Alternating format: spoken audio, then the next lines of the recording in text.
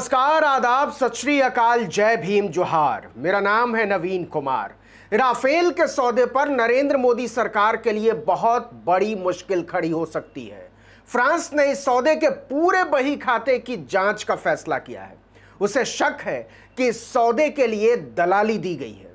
मोदी के लिए यह मुश्किल खड़ी की है खुद फ्रांस के राष्ट्रपति इमैनुअल मैक्रों ने। आपको विश्वास नहीं होगा, लेकिन यही सच है। वीडियो को अंत तक देखिए और इसे ठीक से समझिए कैसे।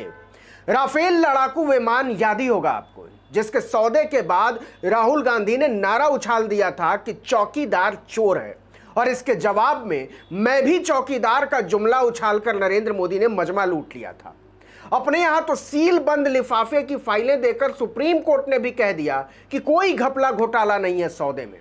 बीजेपी ने कहा कि जब कोर्ट ही का ठप्पा लग गया तो राहुल गांधी की क्या मजाल, दूध का धुला है सौदा। लेकिन फ्रांस ने कह दिया है कि ना, दूध का धुला सा नहीं लगता है, घूसखोरी हुई लगती है, वो भी भरपूर।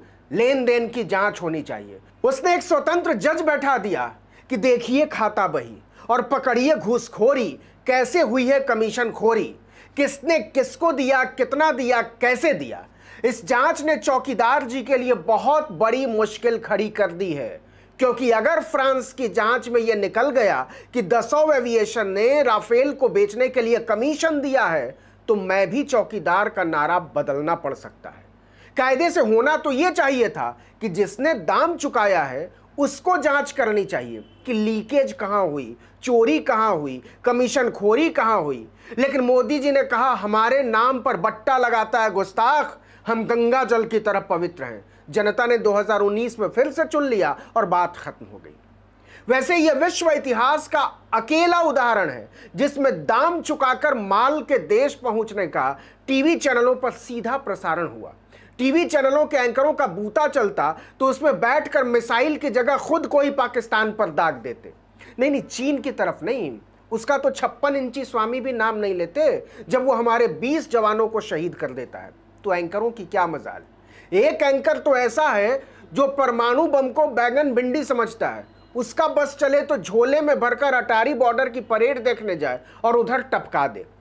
खैर, कहानी कुछ यूं है कि फ्रेंच प्रोसिक्यूशन सर्विस यानी पीएनएफ ने कहा है कि भारत के साथ 7.8 बिलियन यूरो यानी कोई 59,000 करोड़ रुपए के 36 राफेल सौदे में सब कुछ पाक साफ नहीं लगता। इसमें झोल मालूम पड़ता है। मीडिया पार नाम की खोजी वेबसाइट ने लिखा है कि फ्रेंच पब्लिक प्रोसिक्यूशन सर्विस को लगता है कि राफेल के सौदे में दलाली दी गई है। जाहिर सी बात है, दलाली दी गई होगी तो इसके दायरे में भारत के भी कुछ नाम आ सकते हैं। फ्रांस में माल बेचने के लिए दलाली देना, जिसे अंग्रेजी में कमीशन कहते हैं, पाप है, और पीएनएफ को लगता है कि इस पाप के दस्तावेज सामने आने चाहिए। जांच इस बात की भी होगी कि अगर राफेल बेचने के लिए दलाली दी गई है तो फ्रांस के पूर्व राष्ट्रपति फ्रैंकोis ओलांद की इसमें क्या भूमिका है।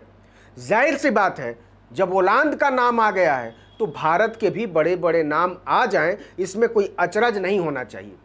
अब सुनिए कि जब 5 साल में किसी को शक नहीं हुआ तो राफेल के सौदे में फ्रांस को अब दलाली का शक क्यों हुआ। हमने मीडिया पार का जिक्र किया था, सारा बवाल और सवाल उसी ने खड़ा किया हुआ है। उसने खबर छापी कि राफेल के सौदे में लाखों यूरो की दलाली दी गई है। दसौं एविएशन जो राफेल को बनाने वाली कंपनी है, उसके खाते के ऑडिट में फ्रांस की भ्रष्टाचार निरोधक एजेंसी एएफए ने 5,08,925 यूरो यानी लगभग 4 करोड़ 39 लाख रुपए की गड़बड़ी देखी। यह रुपया क्लाइंट गिफ्ट के नाम पर दिखाया गया है, जिसे देसी भाषा में दलाली कहते हैं। लेकिन कंपनी ने इसका ठोस जवाब नहीं दिया कि 4 करोड़ 39 लाख की छोटी सी रकम में कौन सा गिफ्ट आता है और दिया किसको गया। जो हाहाकारी है वो ये कि मीडिया पार के इन्वेस्टिगेटिव रिपोर्टर यान फिलिपे ने साफ साफ लिख दिया है कि फ्रांस की एजेंसी को यह जांच मजबूरी में करनी पड़ रही है। गौर से सुनिएगा। फिलिपे ने लिखा कि राफेल के सौदे में एक दलाल की भूमिका के बारे में भारत का प्रवर्तन निदेशालय भी जानता है, जिसे ईडी कहते हैं, लेकिन उसने अभी तक इसके बारे में कोई जांच शुरू तक नहीं की है। इसलिए फ्रेंच पब्लिक प्रोसिक्यूशन सर्विस ने इसकी जांच कराने का फैसला किया है। मोदी की मुसीबत इसलिए भी बड़ी है कि रिपोर्ट छपने के बाद फ्रांस का एक एनजीओ शेरपा पेरिस की अदालत में पहुंच गया।